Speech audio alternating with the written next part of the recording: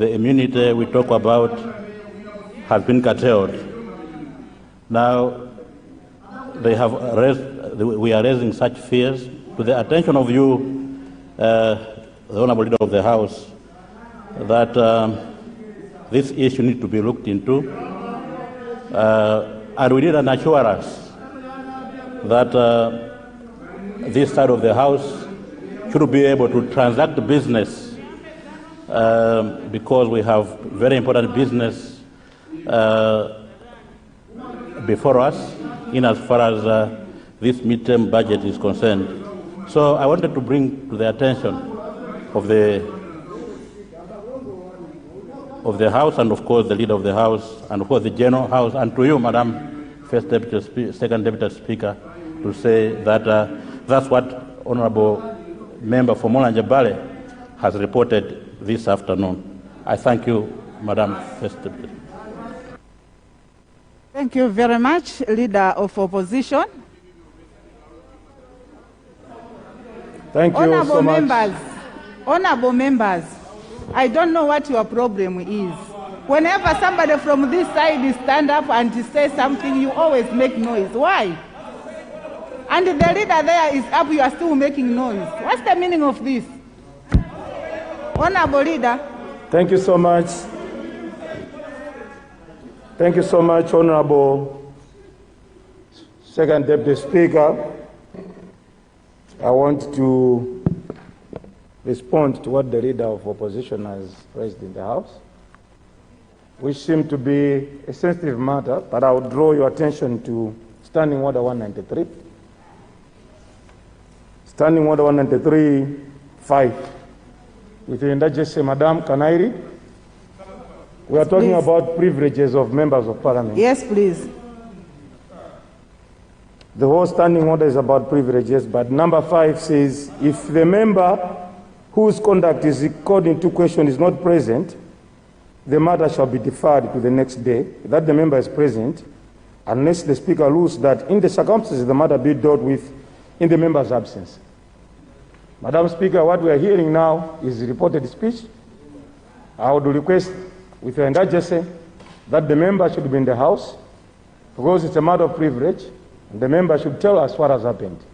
Otherwise, what we are hearing is hearsay, because we have not received any information from the member. So the member, according to the standing order, the privilege of members, a member should raise that privilege or put it in writing to the Speaker. The Speaker can make determination.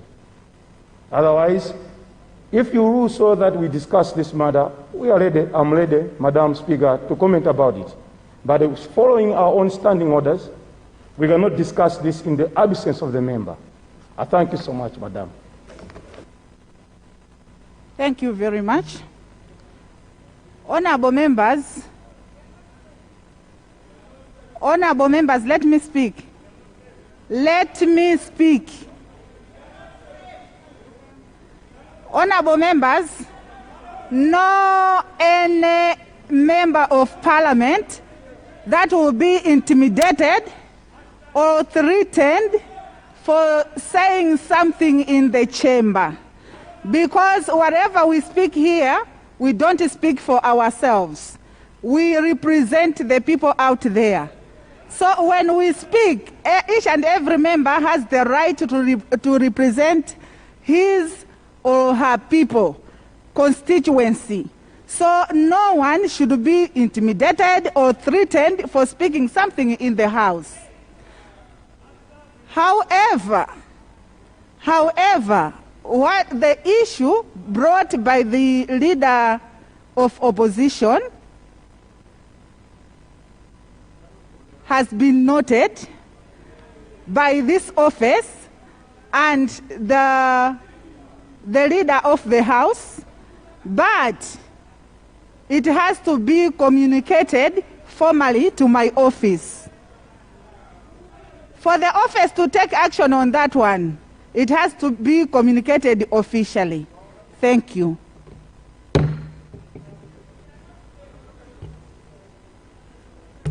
Honorable members, can I recognize the North? You have 10 minutes. Thank you very much, Madam Second Deputy Speaker, for recognizing people of the North, the people from TA Tambara, the people from TA Chauma, the people of Miami. Madam Speaker, first let me congratulate the Minister of Finance for the wonderful mid-year budget that he has presented to the House, and the people of the North fully support the bill. Madam Speaker, as the original title of the budget that we are reviewing is entitled Living the Promise, the people of the North are fully aware and impressed with the performance of the first budget by the Tonse government, and would like to congratulate His Excellency, the President of the Republic of Malawi, Dr. Chakwera. Madam First Deputy Speaker, on implementation of the Affordable Input Program, for the first time, the people of the North have benefited. Over 18,000 households have benefited from this program, as compared to the previous records with the coupon system, where we could only get about 3,000 to 4,000 households.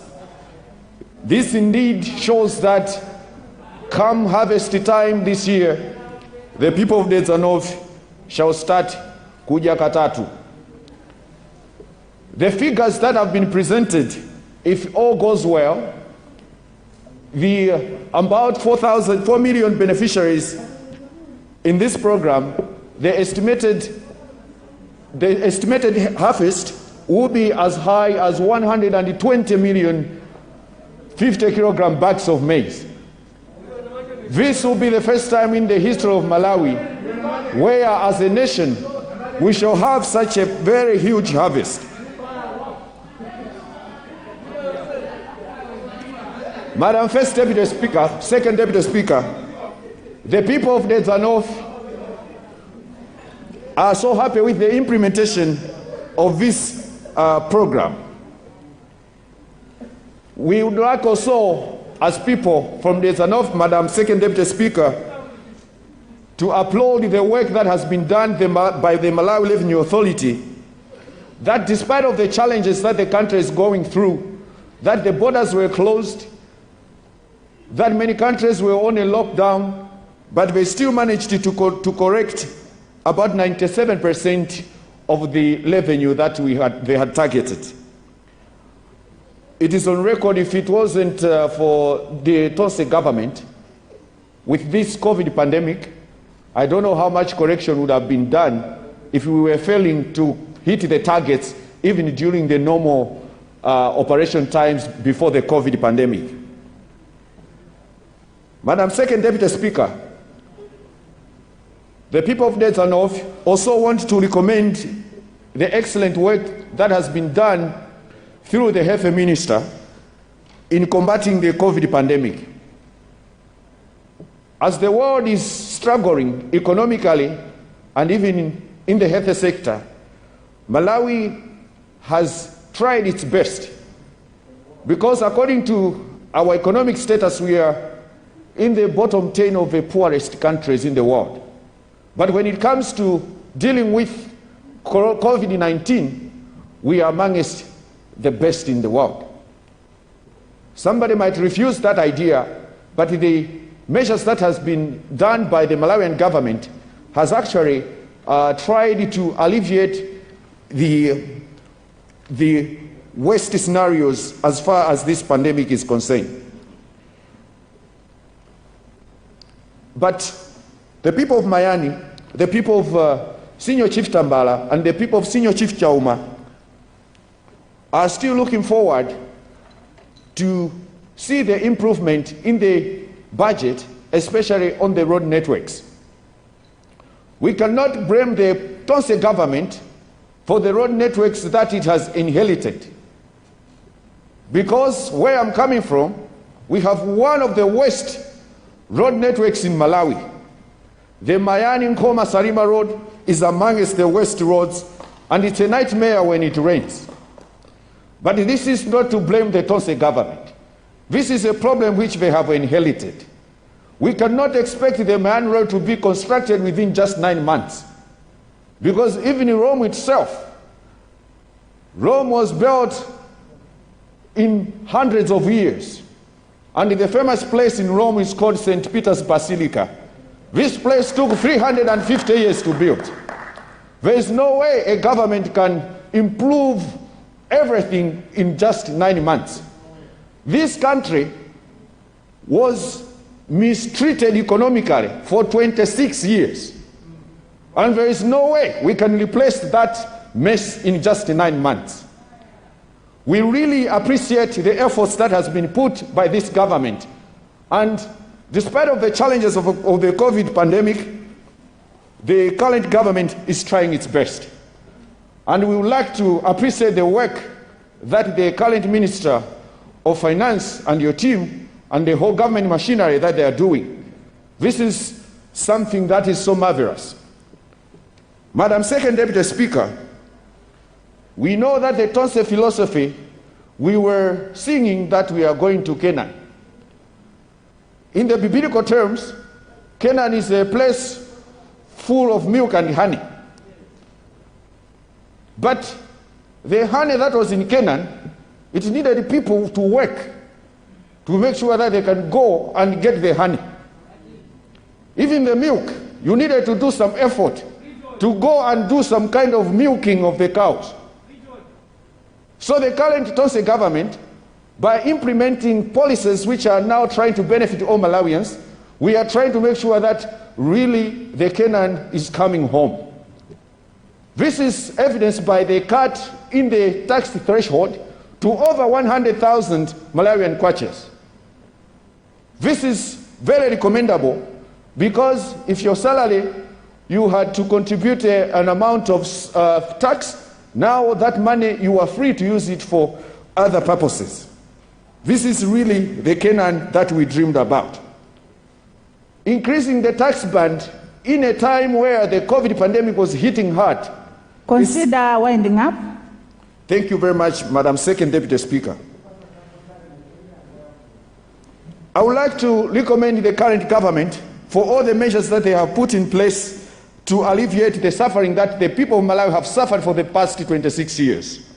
Finally, Madam Second Deputy Speaker, I would like to recommend the government for even thinking about the pride of teachers. Despite of the challenges that they are facing, but the current government is trying to look at all the civil service to make sure that the salaries should improve. My sister is a teacher, and I know that the government is considering all measures. Had it not been for the COVID, I hope even the teachers' welfare could have been much better than this.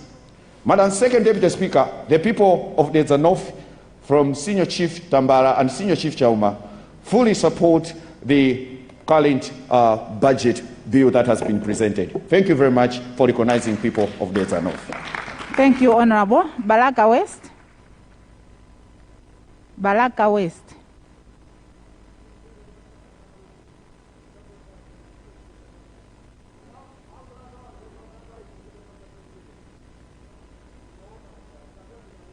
Balaka West.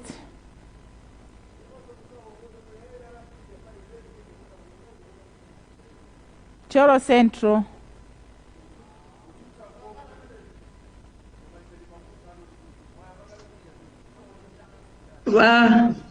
Balaka West is here, Madam Second Deputy Speaker. Okay, thank you. Please proceed. Thank you so much, Madam Deputy Speaker, for allowing the people of Balaka West to contribute on the budget review which was presented.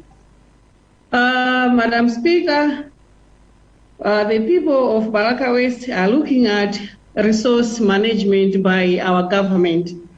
While economic conditions have necessitated the upward revision of the budget, there are some concerns which the people of Balaka West have about the misuse of public funds.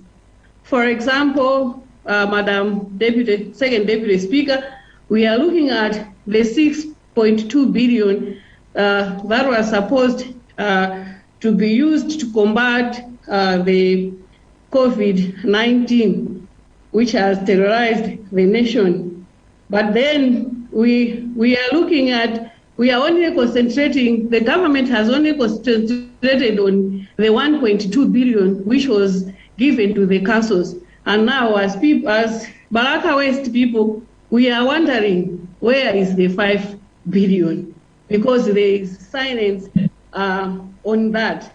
And also, we are looking at what Dodima has done. Dodima is recalling back the 17 billion that the government approved that should be given to the people, to the district for the COVID-19. And with the recording of the money back, it is just giving us a sign that government is unsure of how to spend the money. Some of the resources are being lost to cover over invoicing allowances instead of delivering on core activities. Now, with more funds now available, there is fear that most of this money will be lost to misuse, such as fraud. We are talking of procurement deals and also many others. What safeguards are being put in place to ensure that public funds are properly used? And each expense accounted for and lawbreakers brought to justice. Transparency regarding the use of public funds is lacking in the government. And this revision of budget might be an exercise in futility, as it may only benefit a few individuals that have made a habit of stealing and abusing public funds. This is even seen, Madam Deputy Speaker, in the delay of prosecuting Cashgate suspects that squandered a lot of money in this country. Balaka West is also looking at development expenditure. We do take notice that only 2.7 billion was domestically sourced to finance development expenditure. Expenses on development such as roads, bridges, schools, hospitals, energy sources, among others, that also Balaka West is expecting to benefit from the Tonse Alliance would create jobs. It also appears that our country has outsourced development financing to foreign sources, which is not enough. As Balaka West, we suggest that we should start to change our mindset as a country and accept that expenditures on development are also our responsibility. No one will come to build our infrastructure, especially now that our population is blossoming and putting too much pressure on roads, schools, and hospitals, among others. We cannot rely on foreign sources while we focus our energy on recurrent expenditures. We should start thinking of raising the domestic sources development budget in multiples of billions instead of leaving out to foreign sources that are often spontaneous and project-based. Madam Deputy Speaker, we should also be able to build world-class roads and hospitals using our own resources.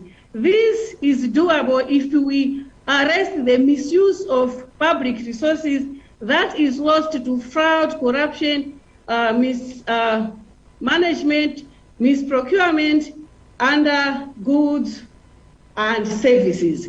And also, Madam Speaker,